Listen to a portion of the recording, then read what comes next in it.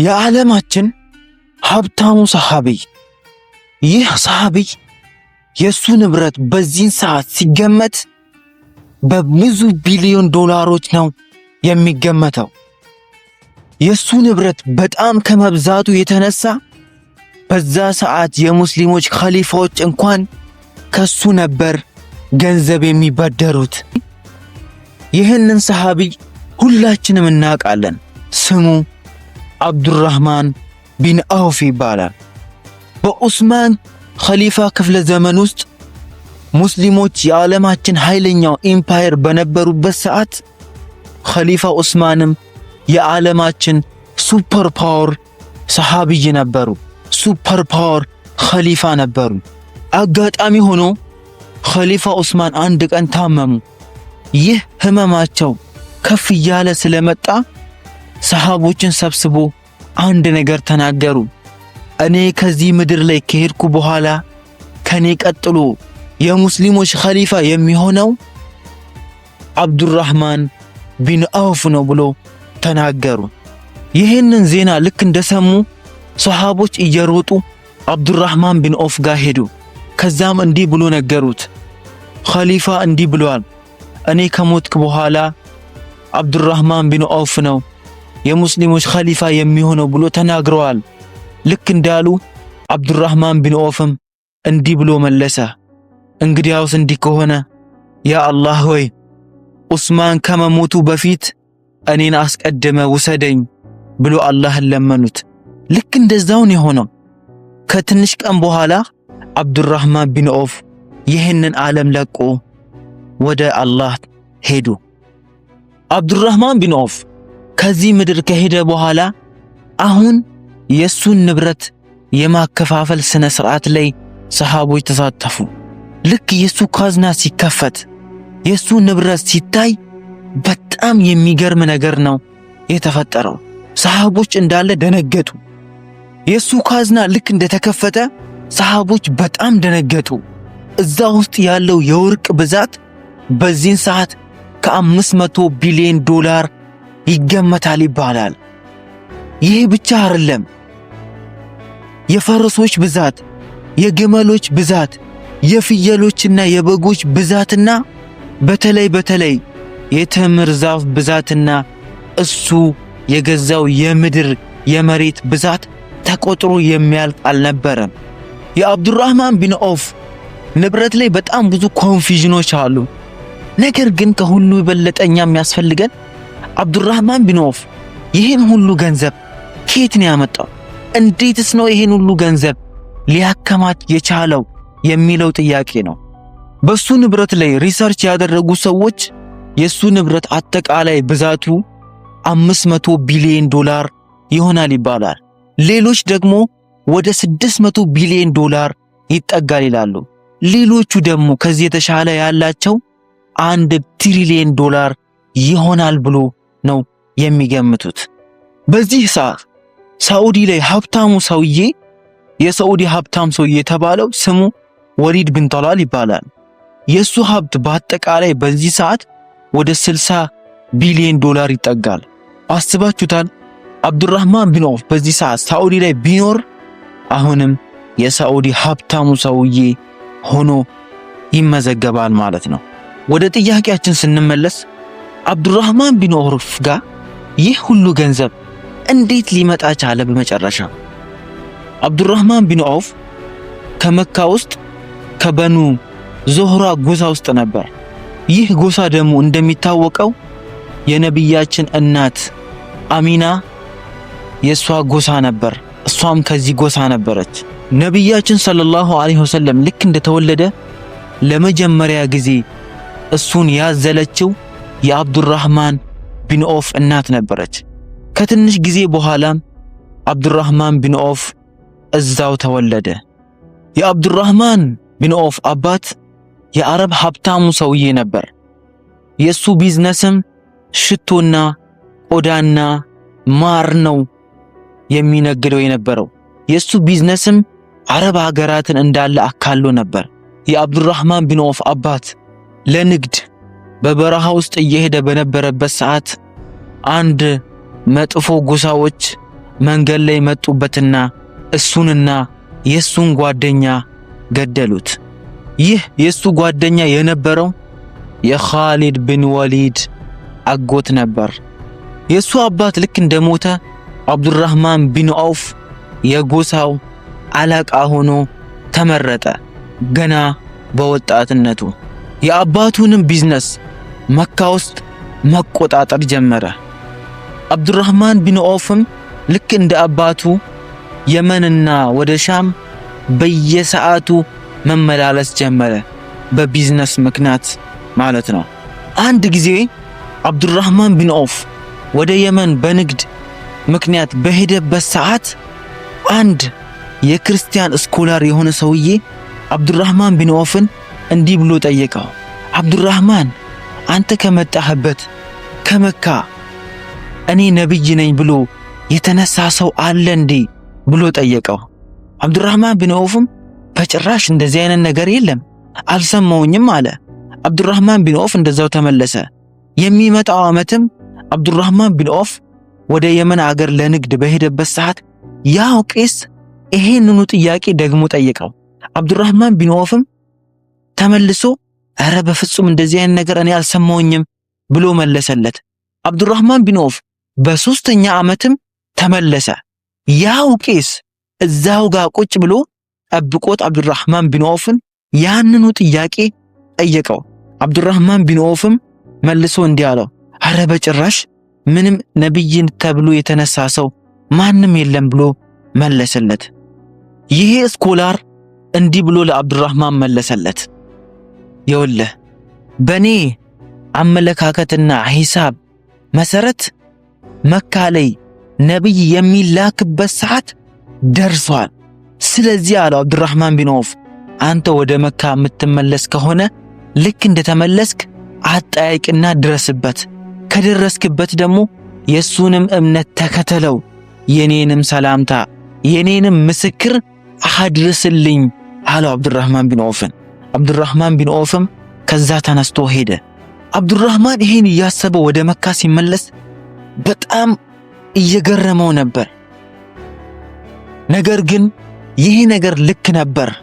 አላህ ሱብሓነሁ ወተዓላ መካ ውስጥ የመጨረሻ ነብይ የሆነው ሙሐመድ ሰለላሁ ዐለይሂ ወሰለም እሱን ወደ ምድር ልኮት ነበር።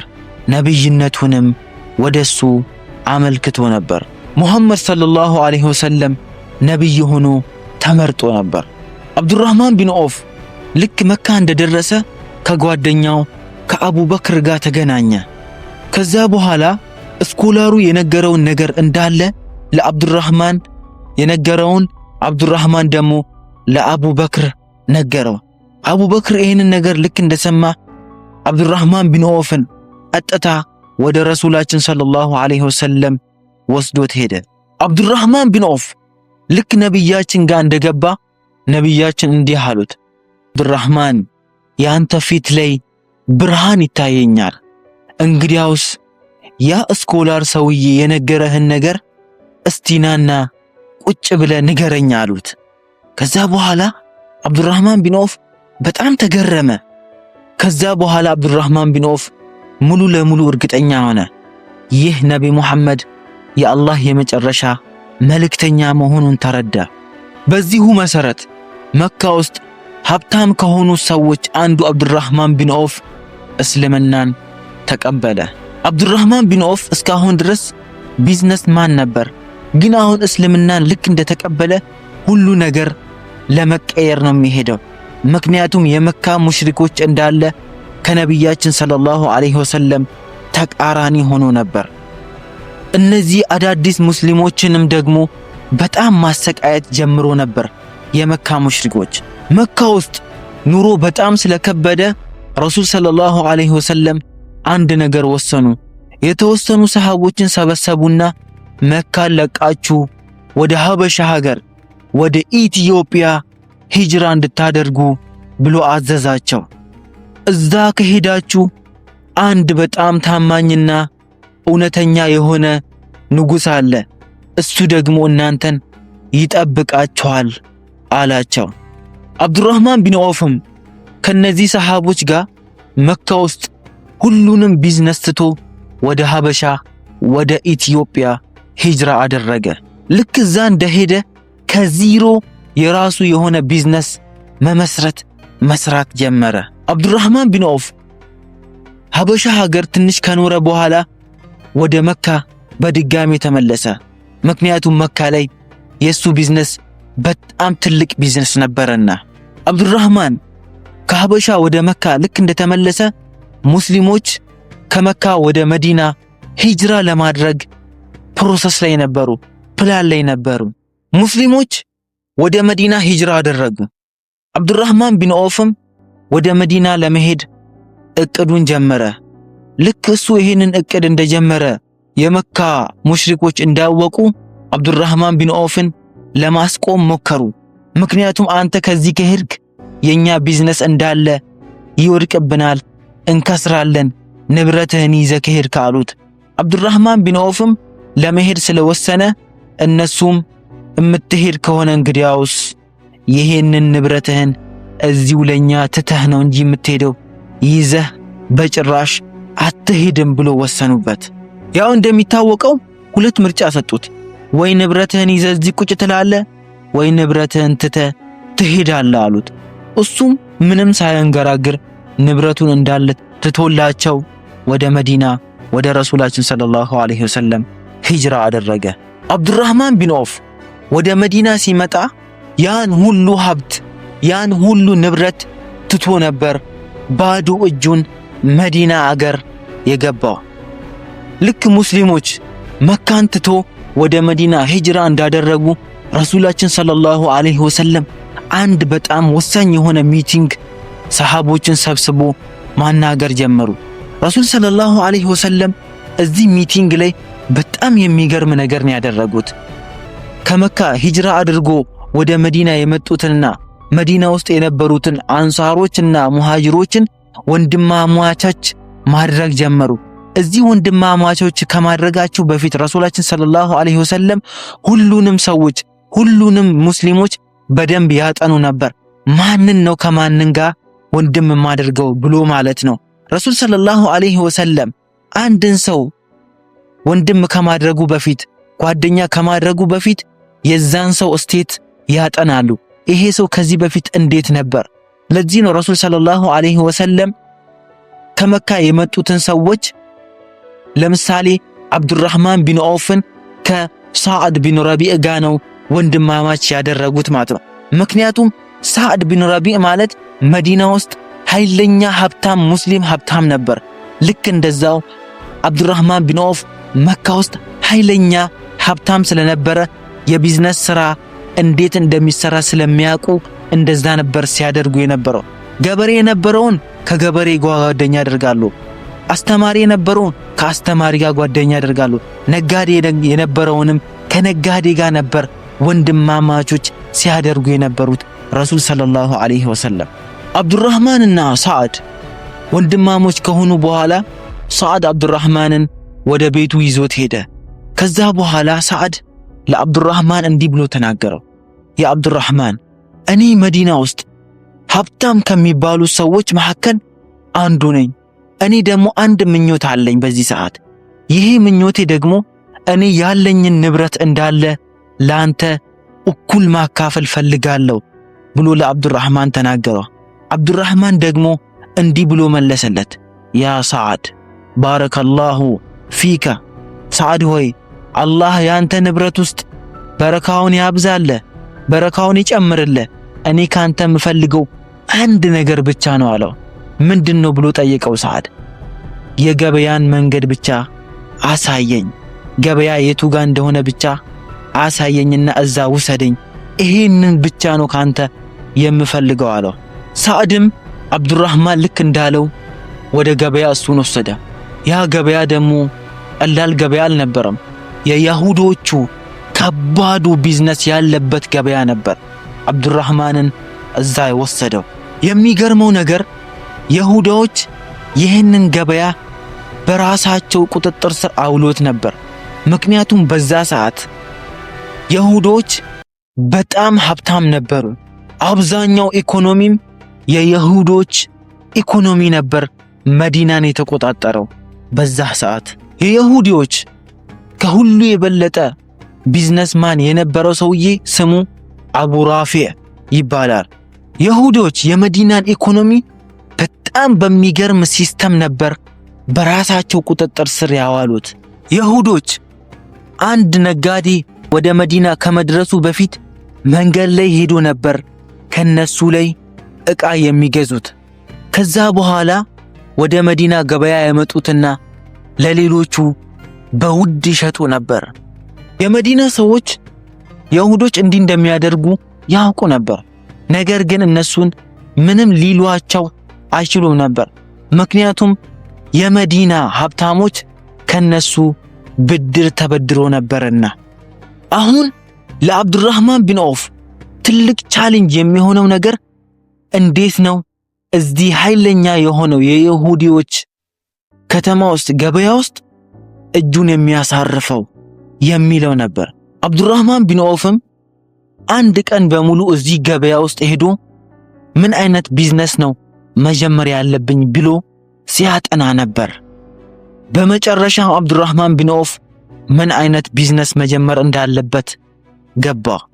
አሁን እዚህ ቢዝነስ ውስጥ እንዴት መስራት እንደሚችልና እንዴት ገንዘብ ማግኘት እንደሚችል ሁሉን ነገር ተረድቶታል። ነገር ግን ቢዝነስ ለመጀመር እንኳን አንድ ገንዘብ እንኳን አልነበረውም። አብዱራህማን ቢን ዐውፍ በመጨረሻም አንድ ሙስሊም ጋር ሄደ። እዛ ገበያ ውስጥ ሲሸጥ የነበረ ይህ ሰው ቴምርና ቅቤና ማር ነበር የሚሸጠው። ከዛ በኋላ እንዲህ ብሎ ተስማማው። አንተ ይሄ የምሸጠውን ነገር የተወሰነ ከላዩ ላይ ተሰጠኛለህ፣ እኔ ደግሞ ሽጬ ዋናውን ላንተ ሰጥቼ ትርፉን እኩል እንካፈላለን ብሎ ተነጋገሩ። ይሄ ሙስሊምም ተስማማና እሱ ያለውን ነገር እንዳለ ሰጠው። ሁላችንም እንደምናውቀው እንደዚህ አይነት ቢዝነስ በዚህ ሰዓት ፕሮፊት ሼሪንግ ቢዝነስ ይባላል ወይ ደግሞ ሙዳሪባ ይባላል። ከዛ በኋላ አብዱራህማን ቢን ዐውፍ ይህንን ነገር ተቀብሎት ሄዶ እንደምንም ሽጦ ማታ ላይ ወደዚህ ሙስሊሙ ሰውዬ ተመለሰ። ከዛ በኋላ ዋናውን ሰጠውና ትርፉን ተከፋፈሉ። አብዱራህማን ቢን ዐውፍ ትርፍ ያገኘውን ገንዘብ እንዳለ ወስዶ ከዛ በኋላ የሚበላ የሚጠጣ ነገር ገዝቶ ወደ ወንድሙ ቤት ወደ ሳዕድ ቢን ረቢዕ ቤት ሄደ። ሳዕድ ቢን ረቢዕ ይህንን ነገር ልክ እንዳየ በጣም ተገረመ። ጠዋት ምንም ያልነበረው ሰው አሁን ማታ ደግሞ ለኛ የሚበላ የሚጠጣ ነገር እንኳን ገዝቶልን እንዴት መጣ ብሎ ማለት ነው። ልክ እንደዚሁ አብዱራህማን ቢን ዐውፍ በየቀኑ እዚህ ሱቅ እየሄደ መስራት ጀመረ። ገንዘብም ማጠራቀም ጀመረ። ከትንሽ ጊዜ በኋላ አብዱራህማን ቢን ዐውፍ አንድ ሐሳብ መጣለት። ለምንድነው ይሄን ቴምርና ማርና ቅቤ አደባልቄ የአረብ ምርጥ ጣፋጭ ነገር ለምን አልሰራም ብሎ ወሰነ። ሐይስ የሚባል ጣፋጭ ማለት ነው። እሱም ልክ እንደዛ ነው ያደረገው። ከዛ በኋላ የሱ ትርፍ ደብል መሆን ጀመረ። ቢዝነሱ ልክ እያደገለት በመጣ ቁጥር እሱም እየሰራ ይሄዳል። ከቀናት አንድ ቀን አብዱራህማን ቢን ዐውፍ ወደ ረሱል ሰለላሁ ዐለይሂ ወሰለም ጋር ሄደ። ረሱል ሰለላሁ ዐለይሂ ወሰለም እሱ ላይ የሆነ የሴሌብሬሽን አይነት ነገር አዩ። ከዛ በኋላ ጠየቁት፣ አብዱራህማን ምንድነው የተፈጠረው ነገር ብሎ ሲጠይቁት እሱም ያ ረሱላላህ እኔ እኮ ሚስት አግብቻለሁ አላቸው። ልክ እንደዚሁ አብዱራህማን ቢን ዐውፍ የመጀመሪያው ሰሃቢይ ነው። ከመካ መዲና መጥቶ ከሙሃጅሮች ውስጥ የመጀመሪያው ሰሃቢይ ነበር። አብዱራህማን ቢን ዐውፍ ካገባ በኋላም የሱ ቢዝነስ በጣም እያደገ ሄደ። ከዚህ ቢዝነስ ጋም እሱ ሌላ ቢዝነስ ጀመረ። ይህም ቢዝነስ ደግሞ ፈረሶች ገዝቶ የመሸጥ ቢዝነስ ነበር። አብዱራህማን ቢን ዐውፍ የፈረሶች ንግድ ከጀመረ በኋላ የመዲና ሰዎች ከሱ ላይ መግዛት ጀመሩ። ከዛ በኋላም ፈረስ የሚገዛ ሰው ከፈረስ ጋር ብዙ የሚያስፈልገው ነገር አለ። የፈረስ ኮርቻ፣ የፈረስ ጫማ፣ የተለያዩ ነገሮችም ስለሚያስፈልጉት አብዱራህማን ቢን ዐውፍ እንደሚታወቀው ይህንንም ቢዝነስ አብሮት ጀመረ። ከዚህ ቢዝነስ በኋላም አብዱራህማን ቢን ዐውፍ ሌላ ቢዝነስም ጀመረ። ልክ እንደ ሽቶ አይነት፣ እንደ ማር አይነት፣ እንደ ቆዳ አይነት እንደዚህ አይነት ቢዝነስም መጀመር ጀመረ። ይህ ቢዝነስ ማለት መካ ውስጥ እሱ ሲሰራው የነበረው ቢዝነስ ነው። ያ የመካ ሰዎች ከሱ ነቅጦ ወደ መዲና የላኩት ማለት ነው። ቀስ በቀስ የእሱ ቢዝነስ እየሰፋ ሄደ። መዲና ውስጥ ብቻ የነበረው ወደ የመንም ወደ ሻምም እየሄደ መነገድ ጀመረ። አሁን በዚህ ሰዓት የሙስሊሞቹ ኃይለኛ ቢዝነስማን የሆነው አብዱራህማን ቢን ዐውፍ የይሁዲዎችን ኃይለኛ ቢዝነስ የነበረውን ራፊዕን ገፍትሮ ለመጣል ደርሷል። የይሁዶችና የሙስሊሞች ንግድ በጣም ይለያያል። ይሁዶች በርካሽ ይገዙና ለሌሎች በጣም በውድ ነበር የሚሸጡት። አንድ ነገር ሲሸጡ ሙሉ ለሙሉ የዕቃውንም ችግር እንኳን አይናገሩ ነበር። ነገር ግን ሙስሊሞች አብዱራህማን ቢን ዐውፍ ከዚህ ለየት ባለ መንገድ ነበር የሚሸጥላቸው። በተደራደረ ያኔ የሚገዛውንም ሰው በማይጎዳ ሁኔታ ነው የሚሸጥለት። አሁንም አንድን ነገር ሲሸጥ የዛን ነገር አጠቃቀም ዝርዝር ሁሉን ነገር እየነገረ ነበር የሚሸጠው። ለዚህ ነው የአብዱራህማን ቢን ዐውፍ ንግድ ከዛ ከይሁዲው ከአቡ ረፊዕ ንግድ የተሻለ እየሆነ የመጣው። ሰዎችም እንኳን አቡ ረፊዕን ትተውት ወደ አብዱራህማን መገልበጥ ጀመሩ። አሁንም አብዱራህማን ቢን ዐውፍ የትኛውንም ንግድ ሲሰራ ብድር ተቀብሎ አይሰራም ነበር። የሚሰራውን ነገር እንዳለ በራሱ ገንዘብ ነበር የሚሰራ። አብዱራህማን ቢን ዐውፍ የሚሸጥልህን ነገር በዝርዝር ይነግርህ ነበር። በዛ ላይም ደግሞ የሆነ ችግር እንኳን የሸጠልህ ነገር ላይ ካለ ወዲያውኑ ያንን ነገር ፊክስ የሚያደርግ ሰው ያዘጋጅልህ ነበር። በዚሁ መሰረት አብዱራህማን ቢን ዐውፍ የመዲና ይሁዶችን ሀብታሞች እንዳለ ወደ ኋላ ትቷቸው ወደ ፊት ለፊት መገስገሱን ቀጠለበት። በዚሁ ሁኔታ አብዱራህማን ቢን ዐውፍን አንድ ቀን አንድ ሰሃቢ እንዲህ ብሎ ጠየቀው። አብዱራህማን ቢን ዐውፍ እንዴት ነው ግን አንተ ይህን ሁሉ ገንዘብ ልታጠራቅም ልሰራ የቻልከው ብሎ ጠየቀው። አብዱራህማን ቢን ዐውፍም እንዲህ ብሎ መለሰለት። እኔ አለ ጎንበስ ብዬ አንድን ድንጋይ ከመሬት አላነሳም እዛ ድንጋይ ስር ወርቅ መሆኑን ካላረጋገጥኩኝ በስተቀር አለ። ይህ ነበር የአብዱራህማን ቢን ዐውፍ የቢዝነስ ስትራቴጂ። ነገር ግን አብዱራህማን ቢን ዐውፍ የትኛውም ጦርነት ላይ ረሱል ሰለላሁ ዐለይሂ ወሰለም ባደረጉት ጦርነት ውስጥ አንድም ቀን ከነሱ ላይ ቀርቶ አያውቅም። ልክ እንደ ጀግና ፊት ለፊት ላይ ቆሞ ነበር ሲጋፈጥ የነበረው። በዚህ ቢዝነሱም የተነሳ ጂሃድ ሲደረግ አብዱራህማን ቢን ዐውፍ የሙስሊም ሙጃሂዶችን ሰፖርት ሲያደርጋቸው ነበር። በተለይ የኡሁድ ጦርነት ላይ ከረሱል ሰለላሁ ዐለይሂ ወሰለም ላይ በጀግንነት ሲከላከል በነበረበት ሰዓት እሱን ሰይፍ መቶት ነበር። ከዛ በኋላ አብዱራህማን ቢን ዐውፍ እንደውም ልክ እንደ በፊቱ ሙሉ ለሙሉ ቀጥ ብሎ መሄድ እንኳን አልቻለም ነበር። ረሱላችን ሰለላሁ ዐለይሂ ወሰለም አብዱራህማን ቢን ዐውፍን በጣም ነበር የሚያምኑት። እንደውም አንድ ቀን ረሱል ሰለላሁ ዐለይሂ ወሰለም አብዱራህማን ቢን ዐውፍን ጠርቶት ጭንቅላቱ ላይ አማማ አስሮለት የጂሃዶች ኃላፊ ጄኔራል አድርጎት አንድን ከተማ እንዲከፍት እሱን ልኮት ነበር። አብዱራህማን ቢን ዐውፍም ከሙስሊሞች ጋር ሄዶ ያንን አገር ከፈቱት። ከዛ በኋላ ረሱል ሰለላሁ ዐለይሂ ወሰለምና ሙስሊሞች ኸይበርን ከከፈቱ በኋላ ረሱል ሰለላሁ ዐለይሂ ወሰለም ለአብዱራህማን ቢን ዐውፍ ቆንጆ ቦታ 2 መሬቶች በቴምር የተሞሉትን ጊፍት ሰጡት።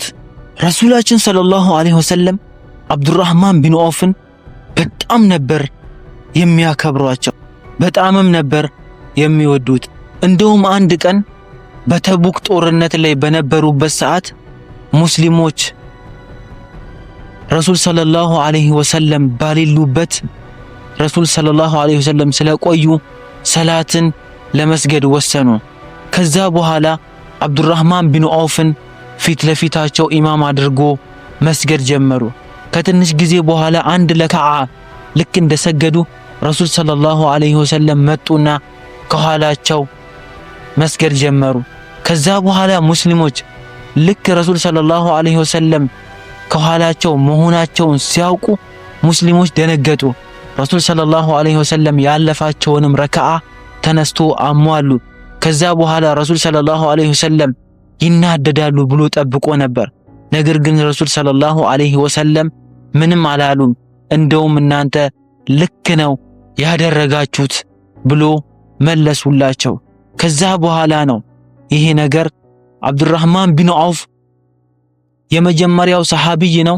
ረሱላችን ሰለላሁ ዐለይሂ ወሰለም ከሱ ኋላ ሆኖ የሰገዱት ሰሃቢይ ማለት ነው። እዚህ የተቡክ ጦርነት ላይ አብዱራህማን ቢን ዐውፍ በጣም ብዙ ወርቆችን፣ በጣም ብዙ ፈረሶችንና በጣም ብዙ ግመሎችን ለሙስሊሞች ለጂሃድ ለግሶ ነበር። እንደውም ግማሽ ንብረቱን ነው የለገሰው የሚባለው። እዚህ ጂሃድ ላይ ከአብዱራህማን ኢብኑ ዐውፍ የበለጠ ንብረት የሰጠው አንድ ሰሃቢይ ብቻ ነበር። እሱም ዑስማን ቢን ዐውፍ ረዲየላሁ ዐንሁ።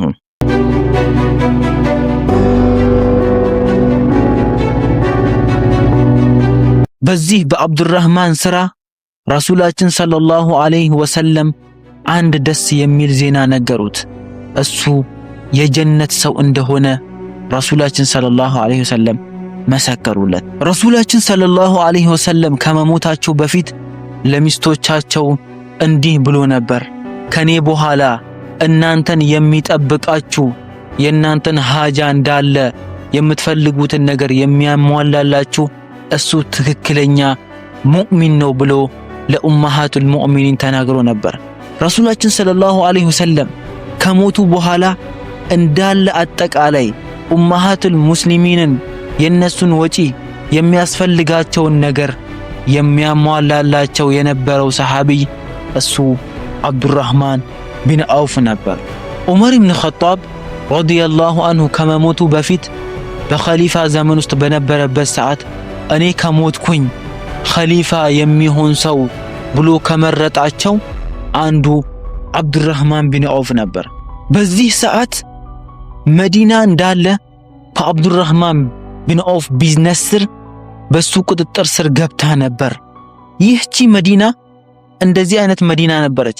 አብዱራህማን ከቀናት አንድ ቀን ባዶ እጁን ወደ እሷ የመጣባት ሀገር ነበረች።